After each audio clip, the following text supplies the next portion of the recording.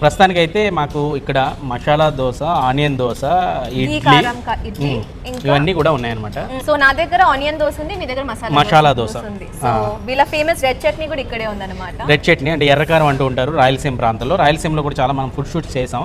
అక్కడ రాయలసీమ దోశ అంటే ఎంత అథెంటిక్గా ఉంటుందో అందరికీ తెలిసిందే. దోశలకి పెట్టింది పేరు పుట్టినిల్లు అని కూడా చెప్పొచ్చు. ఎందుకంటే అక్కడ దోశలు అంత అద్దిరిపోతాయి అనమాట.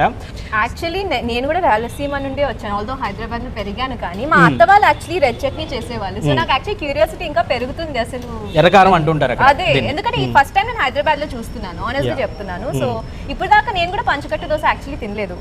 వావ్, చూసారా నీట్గా కారపొడి, కంది పొడి ఇవన్నీ వేసి చాలా క్రిస్పీగా, మధ్యలో బంగాళాదుంప కుర్మా టైప్ అదంతా కూడా. అసలు దోశ చూస్తేనే దీనమ్మ జీవితం ఎప్పుడెప్పుడు తిందాం అన్నట్టుగా అంత టేస్ట్ చేయాలని.